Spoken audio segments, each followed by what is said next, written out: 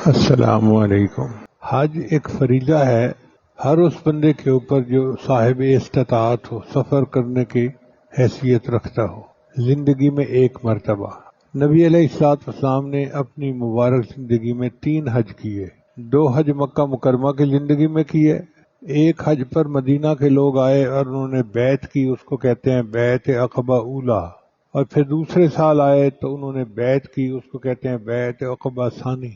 مینا میں بیعت کی تھی اور جس جگہ پر بیعت کی تھی اس جگہ پر آج ایک مسجد بنی ہوئی ہے اور اس کا نام مسجد بیعہ آج بھی ہے، یعنی یہ 1400 سال کی تاریخ ہے جس کو اللہ نے محفوظ کروا دیا کہ وہ مسجد بھی محفوظ، اس کا نام بھی محفوظ۔ اور ایک حج نبی علیہ السلام نے مدینہ سے مکہ مکرمہ آ کر کیا۔ حج 9 ہجری میں فرض ہوا تو پہلے سال نبی علیہ السلام نے حضرت ابوبکر صدیق لعنہ کو امیر الحج بنا کر صحابہ کو ان کے ساتھ بھیجا۔ اس میں کئی حکمتیں تھیں، اور جب 10 ہجری شروع ہوا تو نبی علیہ السلام نے جمعہ کے دن خطبہ دیا اور فرمایا ایھا الناس، اے لوگو، ان اللہ عز وجل قد فرض علیکم الحج فحجوا، اللہ نے تمہارے اوپر حج کو فرض کیا ہے، تم حج کرو۔ اس بات پر اقرا بن حابس ایک صحابی تھے، انہوں نے کویسچن کیا، اے اللہ کے ہر سال نبی علیہ السلام خاموش رہے۔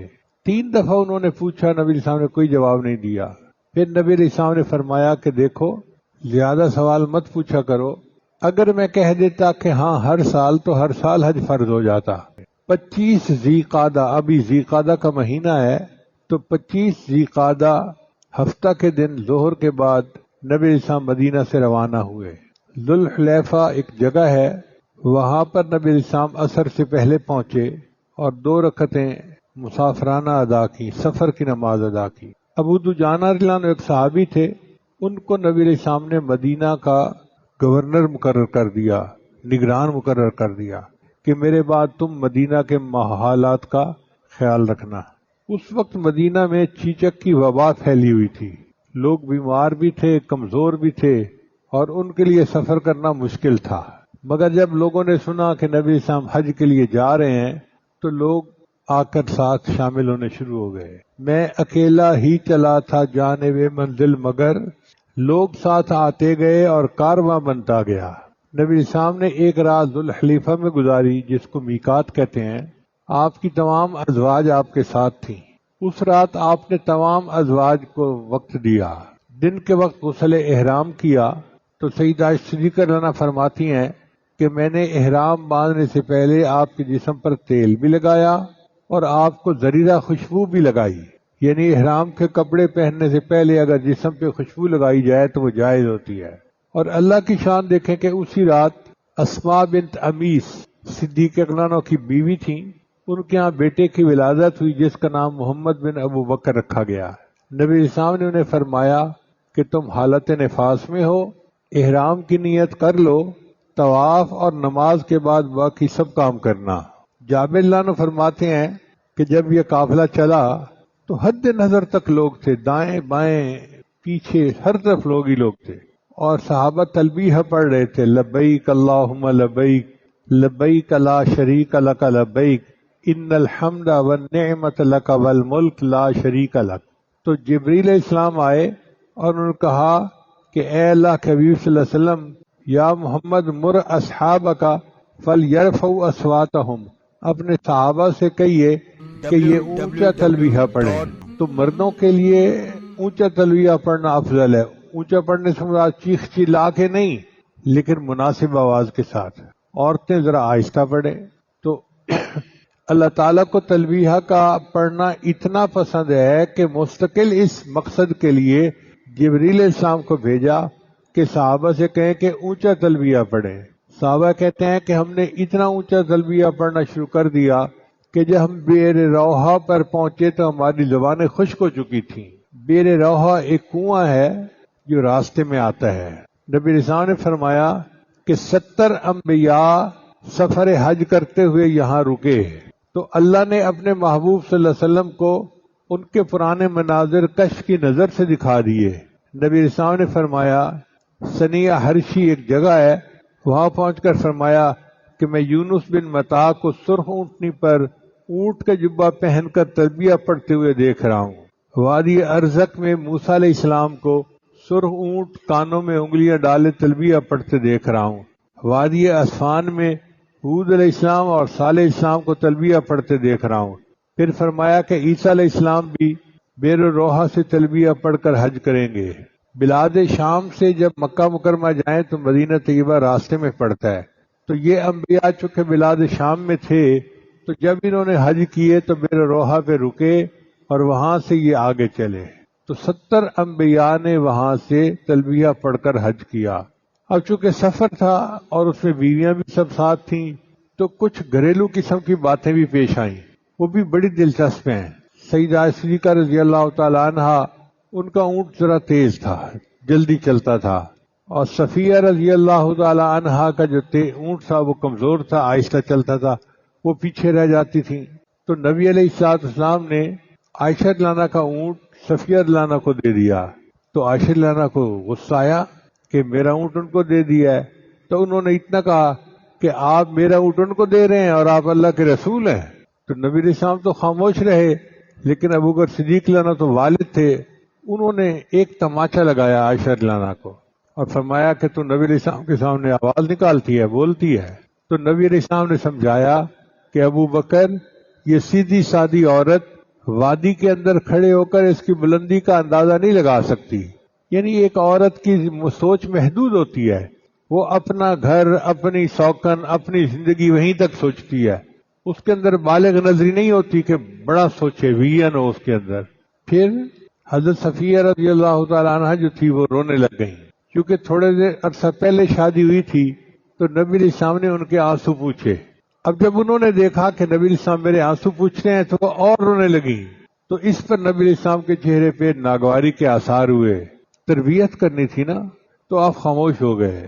اب جب صفیہ رضی اللہ تعالیٰ عنہ نے دیکھا کہ نبی علیہ السلام کے چہرے پہ خاموشی آ گئی تو وہ سمجھ گئی کہ ناگواری ہوئی ہے، انہیں فکر لاحق ہو گئی کہ میں نبی علیہ السلام کو مناؤں کیسے۔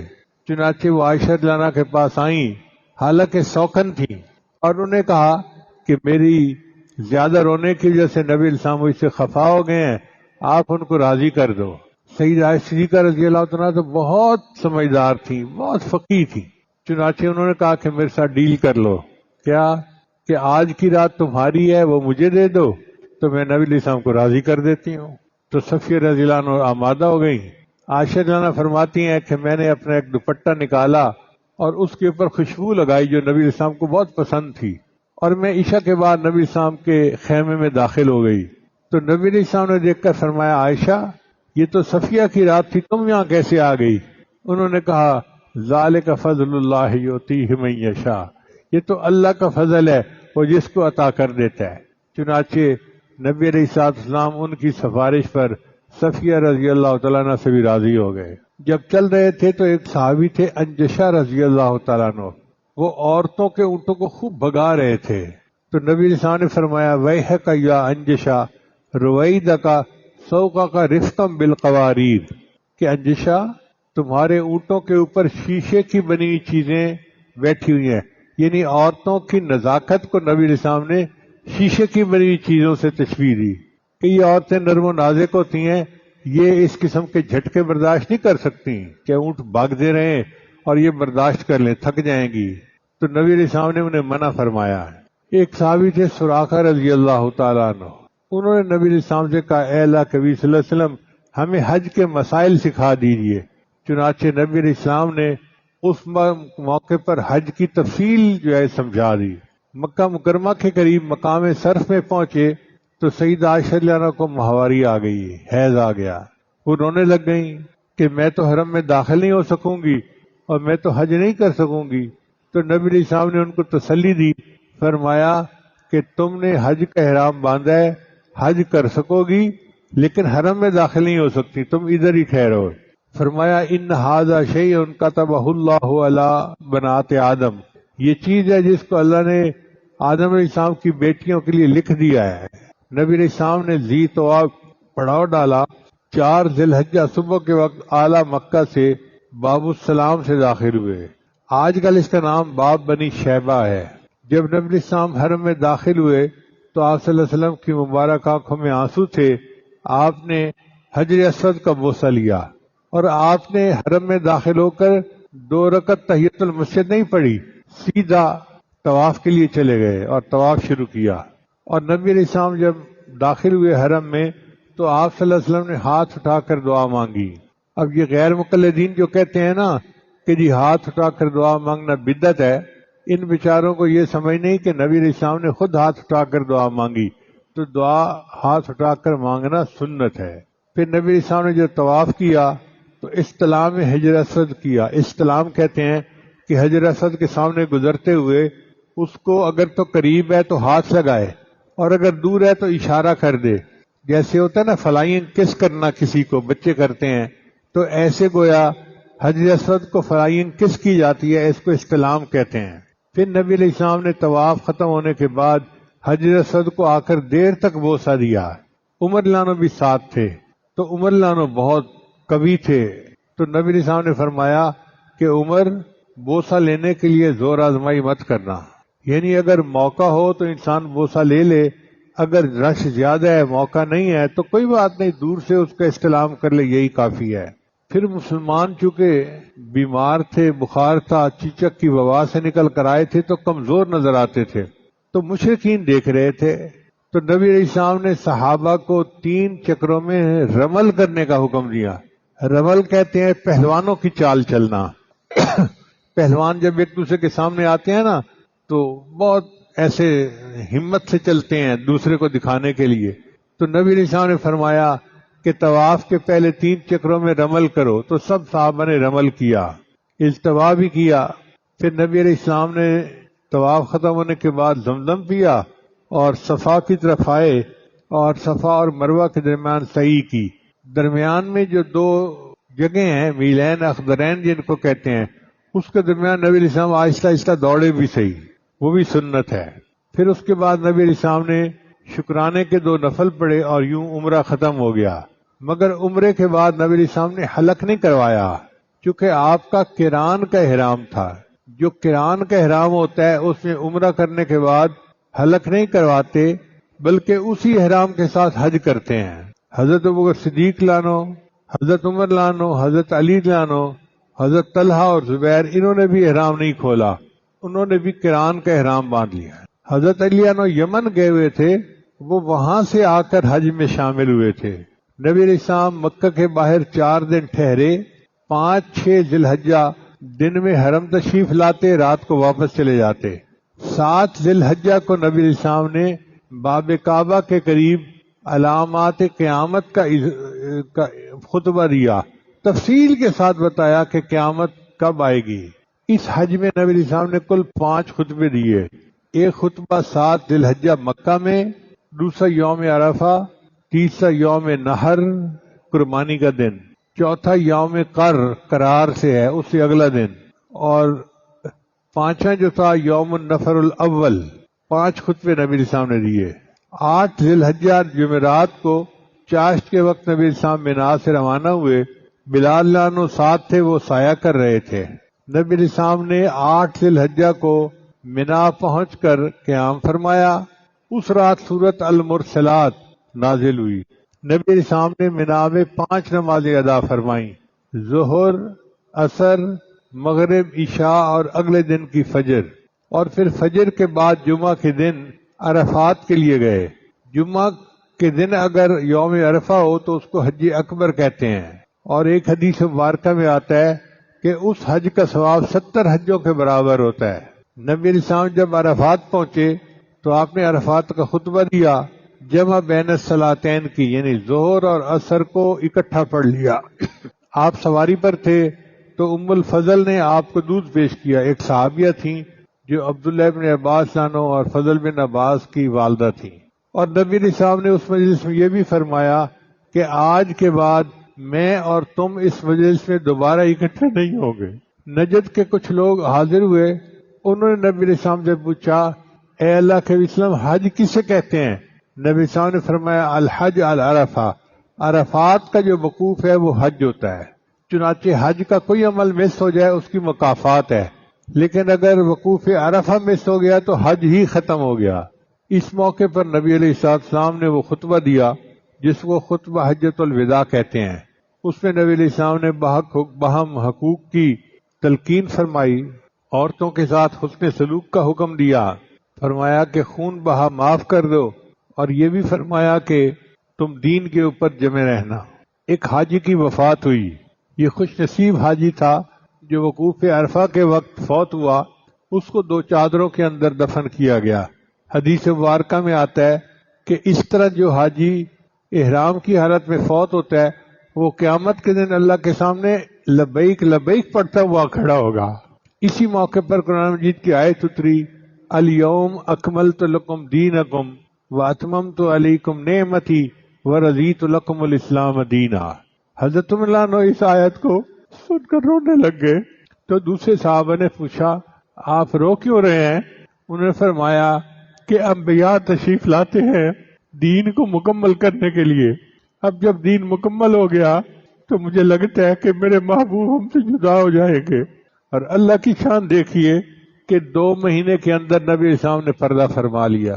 نبی علیہ السلام جب وقوف عرفہ کے بعد چلے تو آپ نے فرمایا کہ اللہ تعالیٰ نے نیکوکاروں کو معاف کر دیا اور گناہگاروں کو نیکوں کے بدلے معاف کر دیا، نیکوں کی وجہ سے معاف کر دیا، نیکوں کے صدقے معاف کر دیا۔ پھر نبی علیہ السلام واپس مزدلفہ کی طرف چلے۔ کچھ صحابہ اپنی سواریاں تیزی سے بھگا رہے تھے، تو نبی علیہ السلام نے فرمایا کہ علیکم السکینہ، کہ تم ذرا آرام آرام سے چلو، زیادہ تیزی نہ کرو۔ پھر آپ صلی اللہ علیہ وسلم نے مزدلفہ میں شب گزاری فرمائی اور صبح کے وقت وقوف مزدلفہ فرمایا۔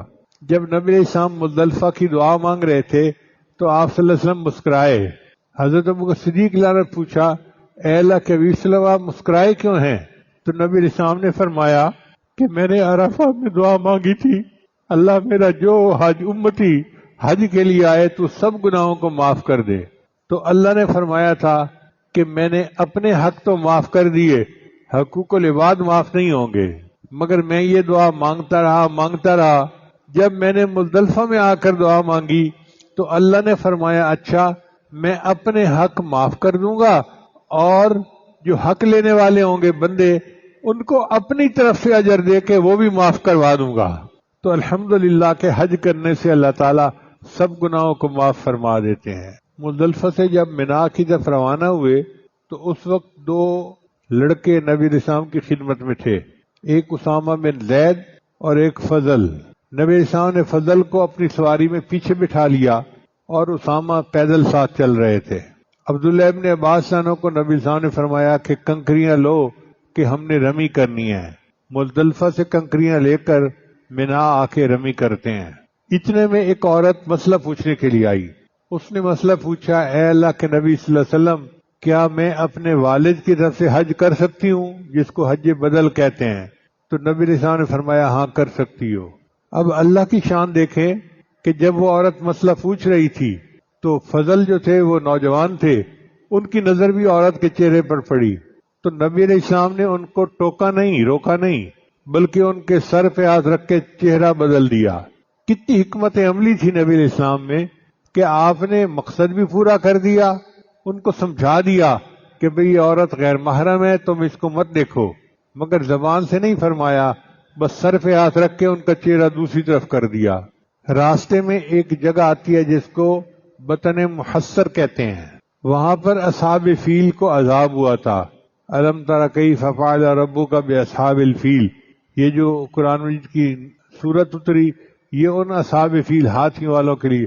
ابرہہ آیا تھا بیت اللہ کو گرانے کے لیے، اللہ نے اس کے لشکر کا حشر نشر کر دیا تھا، تو وہاں نبی علیہ السلام نے اپنی سواری کو تیز کر لیا اور فرمایا کہ جس جگہ پر کبھی عذاب نازل ہوا ہو اگر تم اس جگہ سے گزرو تو تیزی سے گزر جاؤ، اس لیے کہ اس جگہ پر عذاب نازل ہوا تھا۔ پھر نبی علیہ السلام جب منا پہنچے تو آپ نے جو تیسرا یعنی نمبر کا شیطان تھا اس کو رمی کی، رمی کہتے ہیں پتھر مارنا، جمرہ عقبہ پہ رمی فرمائی، یعنی ابراہیم علیہ السلام کو 3 جگہ پر شیطان نے روکنے کی کوشش کی تھی، ایک کو پہلا شیطان کہتے ہیں، ایک کو دوسرا، ایک کو تیسرا، ہے تو ایک ہی، مگر وہ جگہوں کی حساب سے ان کا نام رکھ دیا لوگوں نے۔ تو نبی علیہ السلام نے یعنی 10 ذی الحجہ کو صرف آخری شیطان کو کنکریاں ماری. جب شیطان کو کنکری ماری جائے تو تلبیہ ختم ہو جاتا ہے. اس سے پہلے لبیک اللہم لبیک پڑھ سکتے ہیں، اس کے بعد لبیک پڑھنا بند ہو جاتا ہے. پھر نبی علیہ السلام نے اس موقع پر لوگوں کو فرمایا کہ اے لوگو، کیا میں نے دین تم تک پہنچا دیا؟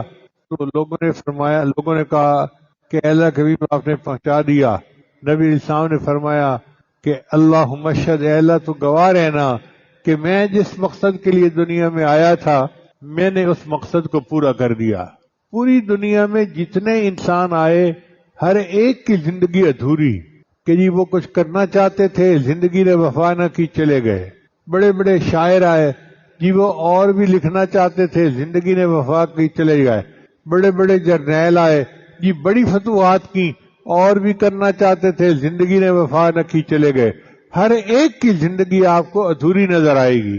بڑے بڑے سائنسدان آئے کہ جی انہوں نے بڑی ریسرچ کی، اور بھی کرنا چاہتے تھے، زندگی نے وفا نہ کی، چلے گئے. صرف پوری کائنات میں ایک ہستی نبی علیہ السلام کی ایسی ہے کہ جو جس مقصد کے لیے دنیا میں آئے تھے نبی علیہ السلام نے اس مقصد کو پورا کیا اور صحابہ سے گواہی لی. 1,24,000 صحابہ نے گواہی دی، ادیت الامانہ، اے اللہ کے حبیب آپ نے امانت دے دی، دین کو پہنچا دیا. تو نبی علیہ السلام نے پھر انگلی آسمان کی طرف اٹھا کر کہا اے اللہ تو اس بات پر گواہ رہنا کہ میں اپنی زندگی کا مقصد پورا کر کے جا رہا ہوں. اس دن نبی علیہ السلام نے 4 اعمال کیے.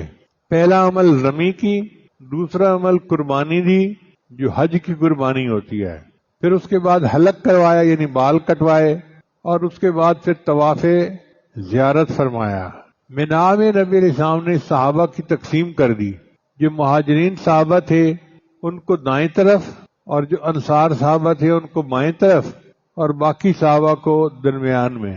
نبی علیہ السلام نے جو پہلا یعنی شیطان کی جگہ ہے وہ مسجد خیف کے قریب، قبلے کے قریب پڑتی ہے، وہاں پر قربانی فرمائی. اور آپ صلی اللہ علیہ وسلم نے 63 اونٹ ذبح فرمائے. 63 اونٹ کی تفصیل یہ ہے کہ 30 اونٹ 30 اونٹ نبی علیہ السلام نے بغیر کسی کی معاونت کے ذبح فرمائے، اور 33 اونٹ حضرت علی عنہ کی معاونت سے 5 اونٹوں کا گروہ لایا جاتا تھا اور ان کو ذبح کر کے پھر 5 اونٹ لائے جاتے تھے، پھر 5 اونٹ لائے جاتے تھے. حدیث مبارکہ میں آتا ہے کہ جب وہ اونٹ دیکھتے کہ ہم نبی علیہ السلام کے پاس آئے ہیں اور نبی علیہ السلام نے ذبح فرمانے ہمیں، تو وہ اپنی گردنیں لمبی کر دیتے تھے کہ اے اللہ کے حبیب صلی اللہ علیہ وسلم ہمیں قربانی کے لیے پہلے قبول کیجئے. حضرت علی عنہ کو فرمایا کہ قصاب کو جانور کی کوئی چیز نہیں دینا، قربانی کی اجرت ہم دیں گے، ہاں گوشت لوگوں میں تقسیم کرنا. نبی علیہ السلام نے 63 اونٹ بھی ذبح کیے اور 63 غلام بھی آزاد کیے، چونکہ آپ کی عمر مبارک 63 سال تھی اس وقت. ازواج مطہرات کی طرف سے نبی علیہ السلام نے گائے ذبح کی. معمر بن عبداللہ ایک صحابی ہیں، انہوں نے نبی علیہ السلام کا حلق کیا. نبی علیہ السلام کی پہلے زلفیں تھیں، جب حلق ہوا تو منہ مبارک جو تھے وہ نبی علیہ السلام نے فرمایا کہ صحابہ میں تقسیم کر دو. یہ صحابہ کی تسلی کے لیے تھی اور حصول برکت کے لیے تھی. چنانچہ ابو طلحہ رضی اللہ عنہ نے بال تقسیم کیے، اور بعد میں جب نبی علیہ السلام نے پردہ فرمایا تو نبی علیہ السلام کی مرکت بھی ابو طلحہ نے بنائی. پھر اس کے بعد نبی علیہ السلام نے احرام اتارا، خوشبو لگائی، اور بروز ہفتہ ہی مکہ مکرمہ طواف زیارت کے لیے گئے.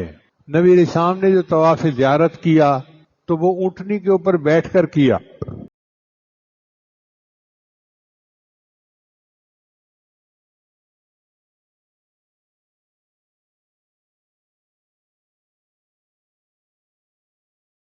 اور نبی علیہ السلام نے اونٹنی پر بیٹھ کر اس لیے کیا کہ اتنا بڑا مجمع ہے، یہ دیکھ لیں کہ طواف کیسے کرتے ہیں، ورنہ پیدل چلنے والا بندہ تو عمل کرے تو تھوڑا پیچھے والوں کو پتہ ہی نہیں چلتا کہ نبی علیہ السلام کیا کر رہے ہیں اور کیا نہیں کر رہے. پھر نبی علیہ السلام نے طواف زیارت کرنے کے بعد زمزم پیا، اور اللہ کی شان دیکھیں کہ زمزم کا ڈول نکالا، کنواں تھا، اس میں سے نبی علیہ السلام نے پانی پیا، اور پھر جو بچا ہوا پانی تھا اس کو پھر کنویں کے اندر ڈال دیا. سبحان اللہ. آج جو لوگ زمزم پیتے ہیں وہ گویا نبی علیہ السلام کا بچا ہوا پانی پینے کا بھی شرف حاصل کرتے ہیں۔ زمزم کو آب کوثر کے اوپر بھی فضیلت حاصل ہے۔ پوری دنیا میں جو سب سے افضل پانی تھا یہ وہ تھا جو نبی علیہ السلام کی مبارک انگلیوں سے جہاد کے موقع پر نکلا تھا، جب پانی تھوڑا ہو گیا تھا اور نبی علیہ السلام نے اپنا ہاتھ مبارک پانی میں ڈال دیا تھا اور آپ کی مبارک انگلیوں سے پانی نکلا تھا۔ وہ پانی کائنات کا سب سے افضل پانی، پھر اس کے بعد زمزم سب سے افضل، پھر زمزم کے بعد آب کوثر افضل۔ ایام میں تشریق کی راتیں نبی علیہ السلام نے مینا میں گزاری، بقیہ دنوں میں زوال کے بعد رمی فرمائی، یعنی پہلے دن تو نبی علیہ السلام نے سورج نکلنے کے بعد رمی فرمائی، اور باقی جو دن تھے 2-3 ان میں نبی علیہ السلام نے ظہر کے بعد رمی فرمائی۔ پھر نبی علیہ السلام مینا سے واپس مکہ مکرمہ کی طرف چلے تو راستے میں ایک ہے وادی محسب، اس میں نبی علیہ السلام نے ظہر، عصر، مغرب اور عشاء یہ 4 نمازیں پڑھیں۔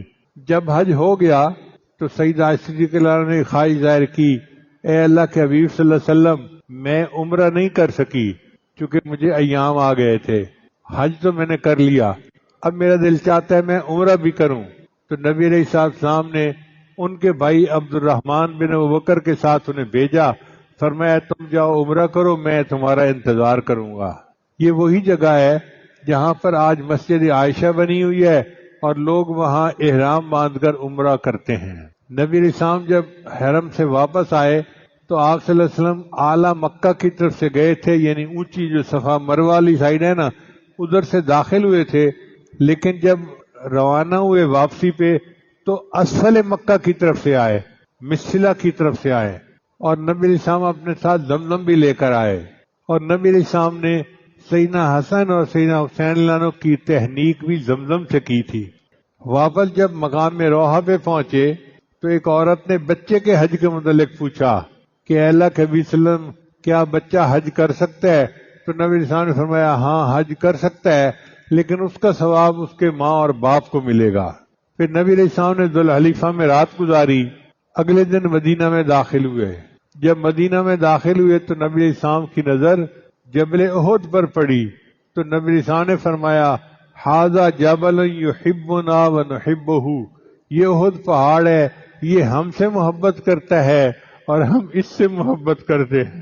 پھر نبی علیہ السلام نے مدینہ داخل ہونے کی دعا پڑھی، آئبون التائبون العابدون الساجدون لربنا حامدون۔ ام سلیم رضی اللہ تعالیٰ عنہ ایک صحابیہ تھیں، وہ حج پہ ساتھ نہیں جا سکی تھیں، ان کے خاوند نے سواری کا بندوبست نہیں کیا تھا تو بڑی غمزدہ تھیں۔ تو جب نبی علیہ السلام واپس آئے تو وہ غمزدہ تھی، رونے لگ گئیں کہ اے اللہ کے وسلم میں آپ کے ساتھ حج نہیں کر سکی۔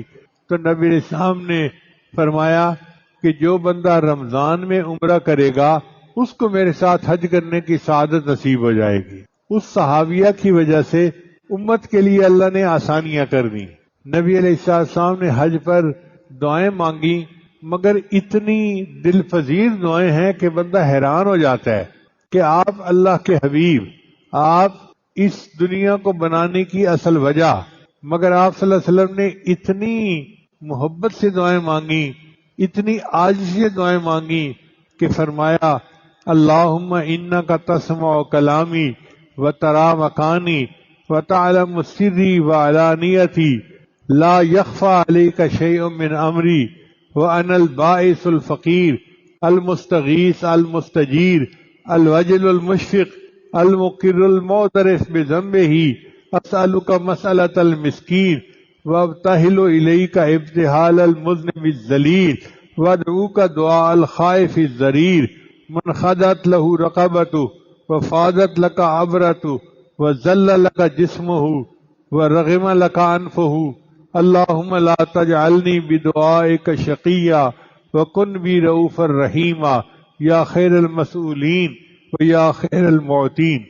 اے اللہ تو میرا کلام سن رہا ہے، میری حیثیت کو جاننے والا ہے، میری مخفی اور عیاں سب باتوں سے واقف ہے، میری کوئی چیز تجھ سے پوشیدہ ہے۔ ایسی دعا ہے کہ اس کے الفاظ دل میں اتر جاتے ہیں۔ کاش کہ ہم بھی ایسی عاجزی کے ساتھ اللہ کے سامنے دعائیں مانگیں۔ اللہ تعالی ہمیں بھی زندگی میں بار بار حج کرنے کی توفیق عطا فرمائے اور ہمیں اللہ تعالیٰ اپنے مقبول بندوں میں شامل فرمائے.